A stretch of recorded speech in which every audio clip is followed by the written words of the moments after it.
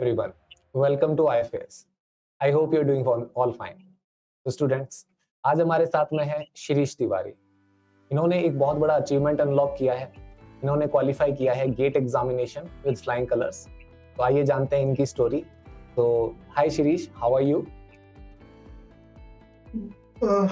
Good morning, everyone. Greetings. I am good. I am fine. Very good. So Shirish, how are you feeling? अपना examination qualify किया है, तो अब कैसा feel आ रहा है? How are you feeling now? Sir, एक सेंस ऑफ सेटिस्फेक्शन तो है। डेफिनेटली और बेटर हो सकता था, लेकिन वही बात है कि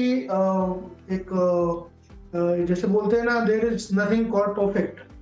वो बात तो है, और बेटर हो सकता था। बट हाँ, I am if not happy, then I am at least satisfied with my results.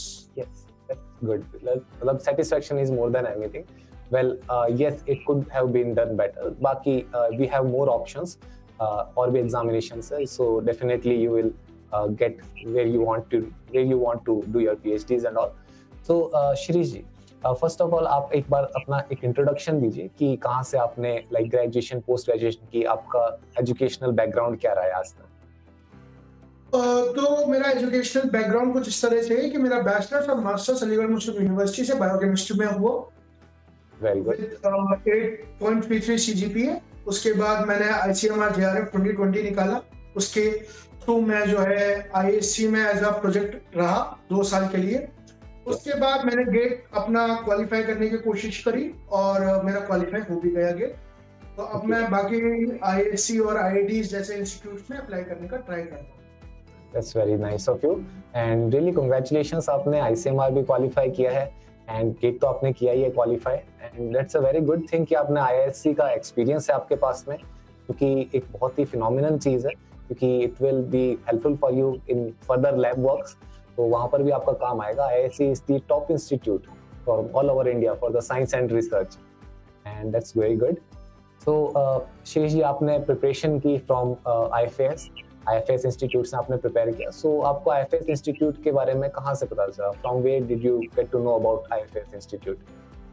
Sir, IFAS institute को मैं तब से जानता हूँ जब से मैं बैचलर्स कर रहा था। Oh wow, okay. मैं तो 2017 से जानता हूँ, और मैंने तब तो YouTube पे उतने वीडियोस पॉपुलर नहीं होते थे, लेकिन मेरे कुछ एक आध सीनियर्स थे जो शायद जोधपुर वगैरह गए थे, उनको आइडिया था कि IFAS में एक अच्छी पढ़ाई होती है। वैसे भी कोटा राजस्थान पढ़ाई के लिए, नीट की या जेईई की कोचिंग के लिए बहुत फेमस है। तो उसी तरह से जोधपुर में भी मेरे सीनियर ने बताया था, मैं उनका नाम भी रिकलेक्ट नहीं कर पा रहा हूँ, बट उन्होंने बताया था कि अगर तुम्हें CSIR JRF या नेट की तैयारी करनी है तो यू कैन इजीली। और उसके बाद जब मैं मास्टर्स में था 2019 में, तब मैंने पहली बार टेस्ट सीरीज ली थी CSIR की मास्टर्स के साथ। तो मुझे टेस्ट सीरीज बहुत अच्छी लगी थी। उन्होंने मेरा कंसेप्ट, फॉर्चुनेटली अनफॉर्चुनेटली मेरा तब हुआ तो नहीं था JRF, ना नेट निकला था, बट हाँ, मेरे एक कंसेप्ट बिल्डिंग जिसे कहते हैं, वो बहुत अच्छी हुई थी। उसके बाद बहुत सारे जितने भी लोग थे, उन्होंने, जैसे टीचर्स का जो वे ऑफ टीचिंग है वो बहुत ही ल्यूसिड है, बहुत ही स्ट्रेट फॉरवर्ड है। और आप जब उनको पढ़ने के बाद जब आप स्टैंडर्ड बुक्स पढ़ते हो तो आपको एक बहुत अच्छा बूस्ट मिलता है। तो वो मुझे लगा, मेरे काफी हद तक कॉन्सेप्ट्स क्लियर हुए। और जो कभी कभी बहुत बारीक से सवाल आ जाते हैं, जो मतलब आप गलत करना चाहते नहीं हो पर गलत हो जाते हैं। हाँ। जैसे सपोज किसी ऑर्गेनिज्म का नाम आ गया, अब माइकोबैक्टीरियम ट्यूबरक्लोसिस कॉज करता है तो करता है, इसमें कोई लॉजिक नहीं है, ये सिर्फ एक रटने वाली चीज है। ठीक है, तो उन सारी चीजों में जो लिस्ट होती है, आजकल तो यूट्यूब पे IFAS का एक बहुत बड़ा ब्रांड बन चुका है, 10 मिलियन से ज्यादा सब्सक्राइबर्स हैं। आज भी मैं YouTube पे जैसे देख ही रहा था, तो जैसे अभी ICMR JRF 2023 का डिस्कशन हुआ। तो अच्छा लगता है कि हमारे साथ साथ हमारी कोचिंग भी ग्रो कर रही है। बहुत सारे टीचर्स बहुत अच्छे, मतलब कोई एज अ स्पेसिफिक टीचर नहीं है, हर टीचर का अपना एक पढ़ाने का तरीका है। और मैंने ये नोटिस किया है कि टीचर बहुत ही प्यार से पढ़ाते हैं, बहुत ही, जैसे कहते हैं, आराम से पढ़ाते हैं। Let the concept get imbibed in you, जैसे हम लोग कहते हैं नहीं, इम्बाइबिशन का प्रोसेस होता है प्लांट सेल्स में, तो वैसे ही कॉन्सेप्ट को वो लोग इम्बाइब कराते हैं। बहुत ही अच्छा है, सीरीज अच्छी हैं। और कभी कभार वंस इन अ वाइल कुछ चीजें ऐसी हो जाती हैं जो आपके साथ कभी फेवर में नहीं आती हैं। जैसे नेट, इंडिया में नेट का थोड़ा इशू रहता है, हाँ कभी कभार वेदर की वजह से, लेकिन वो आपके पास रिकॉर्डेड लेक्चर्स हैं, फिर आपके ये पास पढ़ने के लिए बहुत सारा मटेरियल है।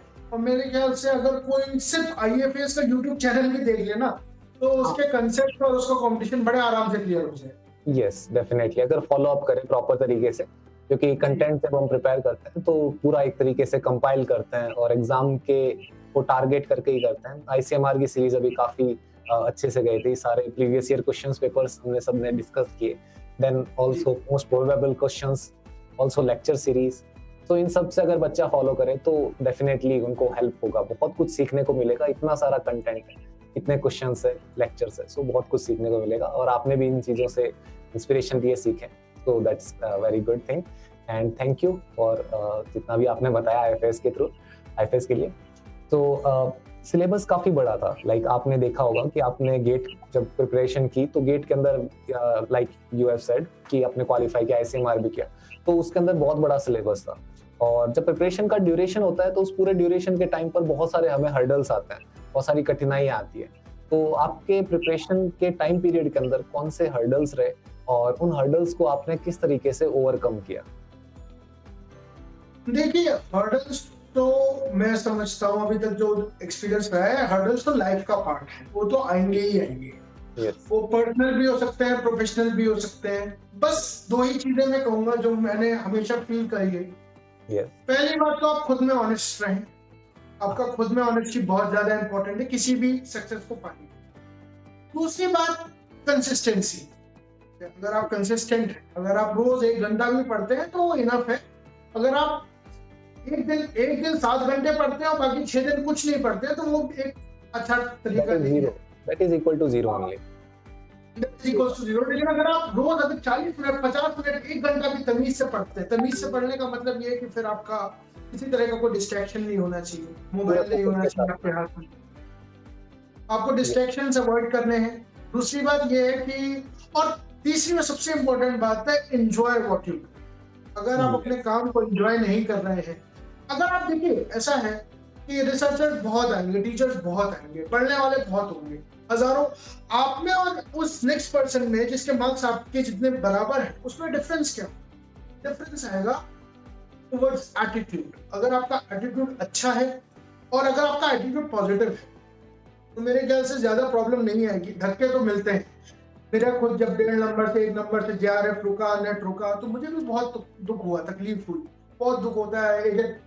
एक हफ्ते पढ़ने का मन नहीं करता, लेकिन फिर ये भी बात है कि आपके पास लाइफ साइंसेज में ज्यादा ऑप्शंस रहते नहीं है। फिर आप एक बार जब, और फिर ये है ना कि आप कहीं भी चले जाओ, किसी भी फील्ड में, आप कंप्यूटर में चले जाओ, आप मैथमेटिक्स में चले जाओ, आप यूपीएससी की देख लो तैयारी, उसमें बहुत ही कम ऐसे लोग होते हैं जो एक ही बार में सब क्वालिफाई कर लेते हैं। आपको लगातार प्रैक्टिस करते रहेंगे। तो उसमें में प्रैक्टिस जरूरी है, बहुत जरूरी है प्रैक्टिस। एंड आपने सही बताया कि हर्डल्स तो देखिए one form of the another, अपने लाइफ में जैसे हर्डल्स आते हैं वैसे ही पढ़ाई के बीच में भी कुछ हर्डल्स होते हैं, और सब चीजों का एक ही हमारे पास में जो मंत्र रहता है, that is focus. Proper focus, proper consistency, चाहे हम पढ़ाई भी कर रहे हैं, चाहे हम कोई दूसरी एक्टिविटी भी कर रहे हैं, हमें कोई नई चीज सीखनी भी है, तो हर चीज के अंदर प्रैक्टिस जरूरी है और कंसिस्टेंटली प्रैक्टिस जरूरी है। आप ब्रेक्स नहीं ले सकते। जैसा कि आपने बताया बहुत सही है कि डेली पढ़े, अगर किसी दिन आपके पास में टाइम कम है तो आप 1 घंटा 1.5 घंटा दीजिए, आप किस तरीके से भी उस चीज को टच कीजिए, उस चीज के अंदर अपने कंसंट्रेट करके कुछ ना कुछ उसके अंदर पढ़िए, कुछ एड अप कीजिए, और उस चीज से आपको सेटिस्फेक्शन भी मिलता है। नई चीज पढ़ते हैं, लाइक यू सेड कि फन है पढ़ना, राइट? हम नई चीज सीखते हैं तो उस चीज के अंदर अच्छा लगना चाहिए।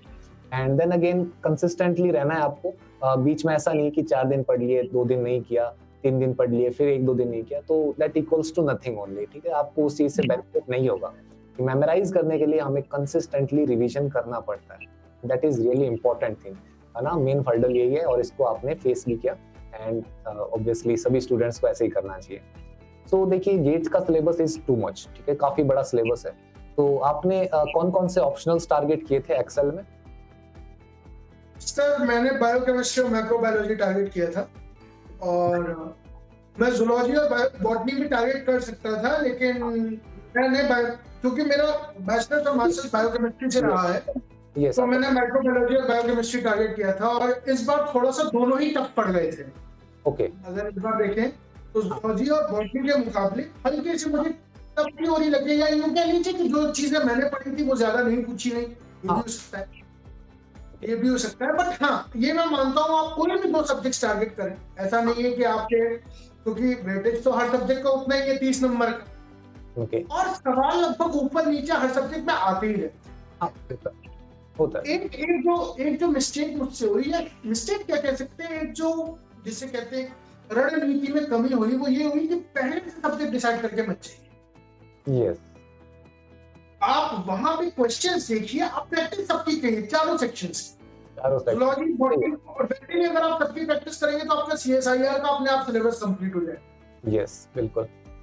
तो अगर आपने जूलॉजी, बॉटनी, बायोकेमिस्ट्री और माइक्रोबायोलॉजी की प्रैक्टिस कर ली तो आपका पहली बात तो सिलेबस कंप्लीट हो जाएगा, कंसेप्ट। दूसरी बात क्या है, जैसे अगर मैं जूलॉजी या बॉटनी में से कोई टारगेट लेकर चलता तो डेफिनेटली मेरा और बेटर स्कोर आ सकता। हाँ, क्योंकि सही बात है कि पेपर के बाद में अगर हम देखें, पेपर को एनालाइज करें, फिर देखें कि चारों सेक्शन में से कुछ सेक्शंस इजी आ जाते हैं, तो सेक्शन जैसे जूलॉजी, बॉटनी है, उन पार्ट्स में इजी आ जाता है, तो उस चीज को हम देख सकते हैं, पेपर के बाद में उनको टारगेट कर सकते हैं।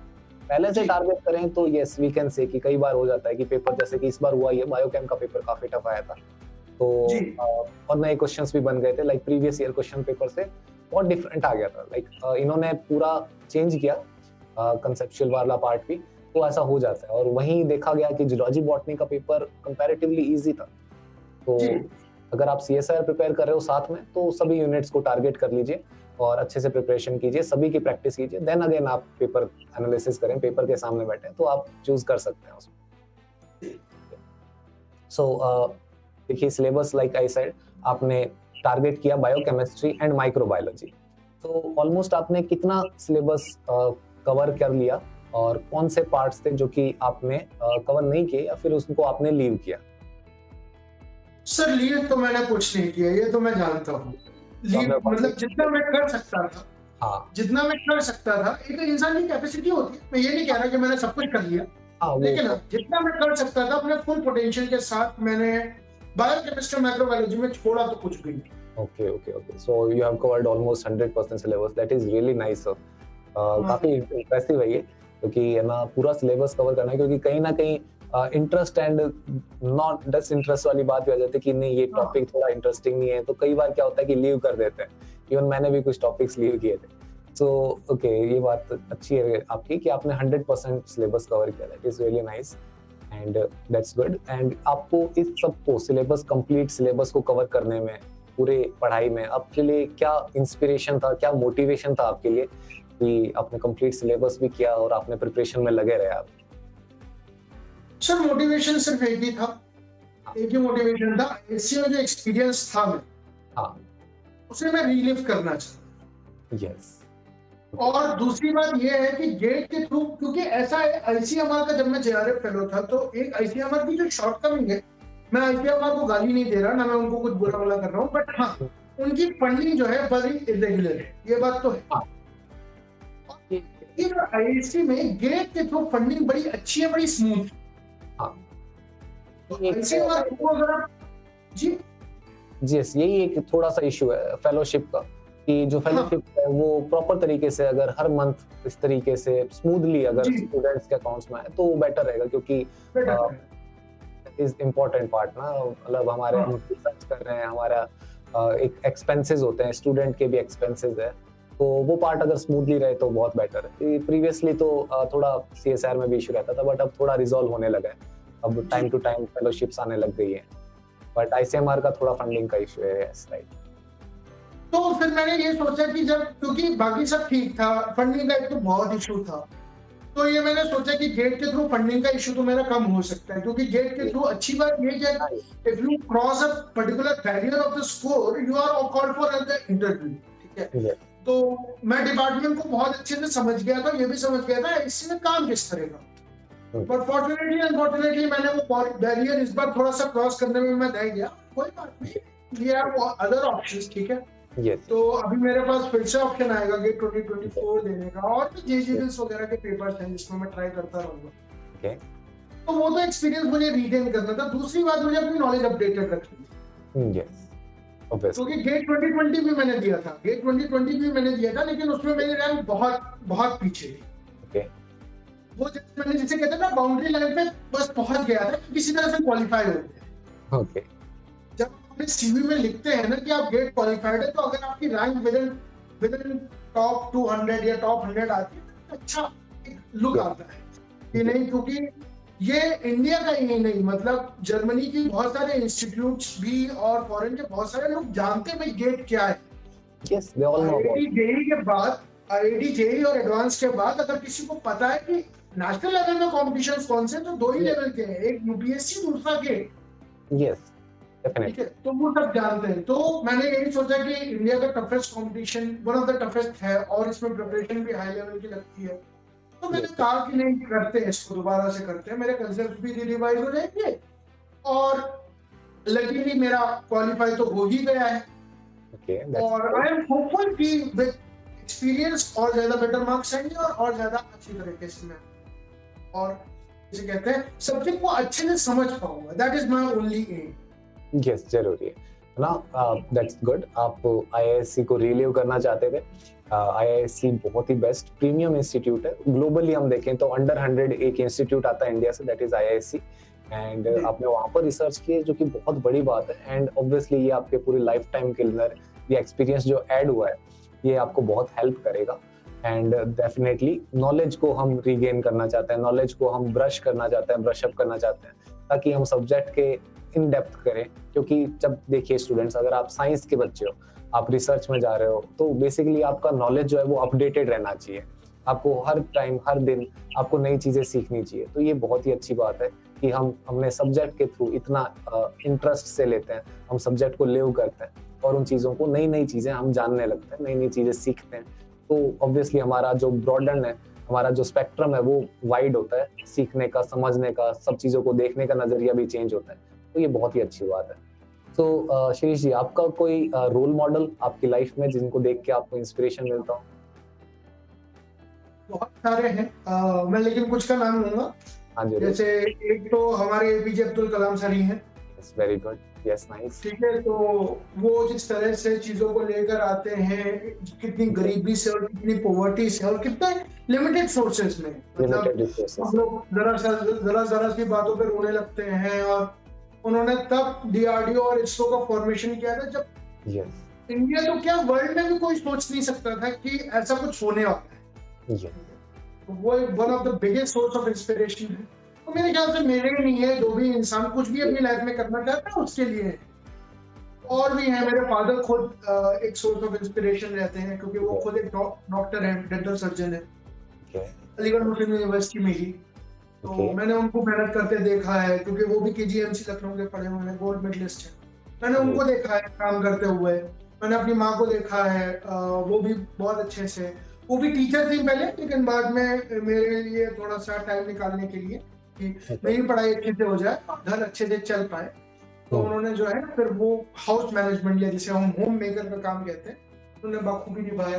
तो मेरे पेरेंट्स मेरे सोर्स ऑफ इंस्पिरेशन है। फिर मेरे दोस्त हैं, मेरे दोस्त भी कोई आईआईटी में है, कोई एम्स में है, कोई जर्मनी में पीएचडी कर रहा है। तो उन लोगों ने भी, वो लोग भी बकअप करते रहते हैं। मतलब जब कभी इंसान लो फील करता है तो फील करता ही है, ऐसा तो है नहीं कि हमेशा आदमी पॉजिटिव रहेगा, नहीं, कभी ना कभी कभार फेजेस आते हैं, इंस्टेंसेस आते हैं इससे जब चीजें बहुत खराब हो जाती है, लेकिन फिर दोस्त कहते हैं अरे तू कर लेगा भाई, या कर लेगा, तुम्हारे अंदर वो है। फिर टीचर्स भी बकअप करते हैं। टीचर्स भी, चूंकि मैं पढ़ने में अच्छा था, तो टीचर्स का एक one of the favourite students था, तो टीचर भी कहते कि अरे तुम नहीं करोगे तो कौन करेगा, तो वो वही बात होती। तो जब इतना आपको इंस्पिरेशन मिलता है, फिर यही आईएफएस की भी बहुत सारे लोग हैं जो बकअप करते रहते हैं, जैसे केसी सर ही हो गए। केसी सर भी अक्सर कहते रहते हैं अरे यार कैसे होगा, कैसे नहीं, तुम लोगों का नहीं होगा तो किसका होगा, जो मेहनत करेगा उसका होगा ही होगा। तो ऐसे बहुत सारे लोग हैं जिन्होंने बहुत इंस्पायर किया है। और फिर आप जब थोड़ा सा अगर प्री हिस्टोरिक में टाइम में चले जाए, तो आप जैसे अर्जुन को देखते हैं, महाभारत में कैरेक्टर है अर्जुन का। आप अर्जुन को देखते हैं, जब वो कुरुक्षेत्र में खड़े होते हैं तो डिप्रेस हो जाते हैं, कृष्ण उनको इंस्पायर करते हैं। फिर आप देखते हैं हमारे वॉरियर्स को देखते हैं, जैसे आप महाराणा प्रताप को देख लीजिए, आप वीर शिवाजी को देख लीजिए, आपके हिस्ट्री में खुद इतने इंस्पिरेशंस है कि आपको इंस्पिरेशन लेने की कहीं जरूरत नहीं। There are lot of hard working people, lot of people who have succeeded in life. And आपके तो घर में ही 2 पीपल हैं बहुत ही जिनसे इंस्पिरेशन ले सकते हो, जैसा कि आपने बताया आपके फादर के बहुत बड़े बड़े अचीवमेंट्स हैं एंड आपके मदर के सेक्रीफाइसेस है। तो life is all about sacrificing and hard work to attain something, to obtain something. तो definitely there are a big inspiration for you along with your teachers and your friends and also history part and और भी जन हैं जो आपको inspire कर रहे हैं। That is really good. तो आपके काफी रोल मॉडल्स आपने बताए। सो आपके फर्दर गोल्स क्या हैं शिरीष जी, आप बताएंगे कि आपका इंटरेस्ट किस फील्ड ऑफ रिसर्च में है? जैसे आपने बायोकेम से ग्रेजुएशन पोस्ट ग्रेजुएशन किया और आईआईएससी में आपने रिसर्च किया, तो आपने आगे के लिए क्या सोचा है कि अगर मैं इस इंस्टीट्यूट में एडमिशन लेता हूँ, एनरोल करता हूँ पीएचडी के लिए, तो आपका basic point field of research क्या होगा? आप क्या किस फील्ड ऑफ रिसर्च में जाना चाहते हैं? सर मैं 2 में जरूर जाना चाहूंगा। पहला तो है मेरा viral invasion strategies. Viral invasion strategies, virus आपकी बॉडी को कैसे इन्फेक्ट करते हैं, क्योंकि वायरस के बारे में वैसे भी मुझे जब 11th में पहली बार हम लोगों ने बायोलॉजी में एनसीईआरटी की किताब में पढ़ा तो मुझे बड़ा इंटरेस्टिंग लगा उनका कैरेक्टर कि ए सेलुलर होते हुए भी ये इतना कुछ कर सकते हैं, तो इनका पोटेंशियल तो अनलिमिटेड है। Yes definitely. और वो एक जिसे कहते हैं एक न सिर्फ एक कनेक्टिंग लिंक है बिटवीन लिविंग और नॉन लिविंग, बल्कि इवोल्यूशनरी पॉइंट ऑफ व्यू से भी उनका जो पोजीशन है वो बहुत इंटरेस्टिंग है। Yes that is a very interesting position ना। तो वो है कि वायरसेस एक ऐसी चीज है जिसपे मैं लिटरली काम करना चाहूंगा। और दूसरा जो एक बहुत बड़ा है, एक तो कोविड की वजह से जो मंकी पॉक्स एमपॉक्स आया है उसकी वजह से भी वायरल इम्यूनिटी में इम्यूनोलॉजी में थोड़ा सा बूस्ट आया है, आना भी चाहिए। और किसी भी तरीके के इन्वेजन से, किसी भी तरीके की पेंडेमिक से हमें ऑब्वियसली प्रिपेयर्ड रहना चाहिए। और वो प्रिपरेशन होगी जब आप जैसे काफी एमिनेंट स्टूडेंट्स इन पर रिसर्च करेंगे, इन्वेजन स्ट्रेटजीज पे, और इन सब चीजों पर जब रिसर्च होगा तब हम फुली प्रिपेयर्ड रहेंगे वायरसेस से। So second part you were saying first part is viral invasion strategies और next part से जिस पर आप EMT transition in cancer cells, epithelial to mesenchymal transitions कैसे होता है, बिकॉज वो एक ऐसी चीज है जो कैंसर को इन्वेजन बताती है। कैंसर तो हमारी बॉडी में भी, आपकी बॉडी में हर तरह से, बट वो कैंसर मेटास्टेसिस में कब चेंज होगा और कैसे चेंज होगा, जैसे कि उनके कुछ प्रोटीन मॉलिक्यूल्स ओवर एक्सप्रेस होंगे, अंडर एक्सप्रेस होंगे, एपोप्टोसिस की चीजें, प्रोटोऑन्कोजीन ऑन्कोजीन में चेंज हो जाएगा, ट्यूमर सप्रेसर जीन कम हो जाएंगे। ये तो बेसिक किताबों में बातें हैं, वो तो जिसे कहते हैं 5% ऑफ द टोटल चीजें।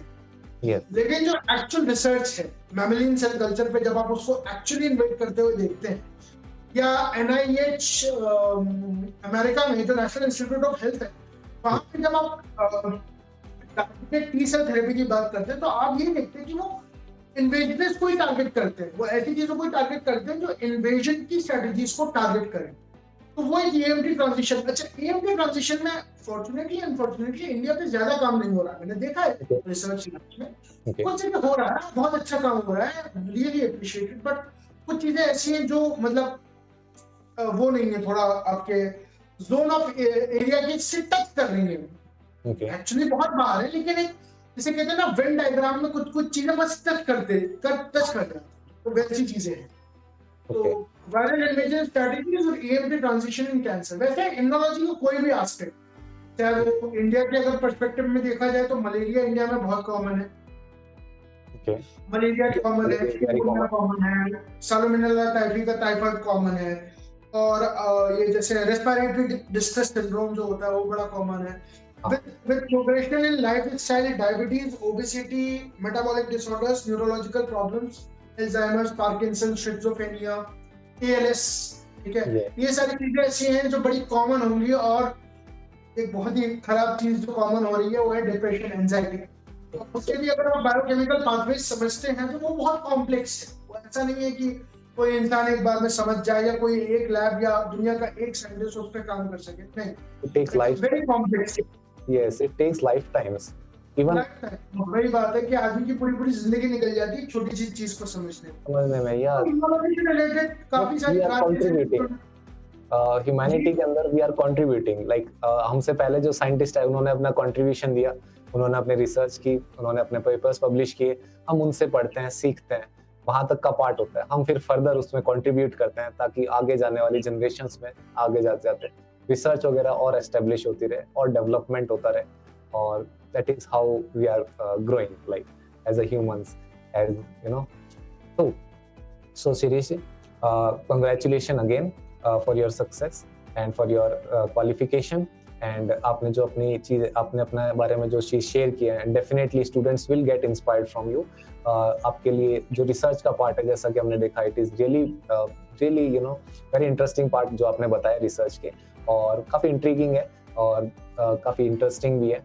एंड वी होप आपको जहाँ पर भी रिसर्च आप जिन फील्ड्स में करना चाहें, वायरसेस के पार्ट में एंड ऑल्सो पार्ट्स में, तो आपको वहाँ पर मिले। We really hope, we really wish कि आप सक्सेस लें अपनी लाइफ में, जैसा कि आपने अभी क्वालिफाई किया है, इसी तरीके से आप आगे भी क्वालिफिकेशंस लेते रहे, आपकी लाइफ में सभी तरीके का सक्सेस हो।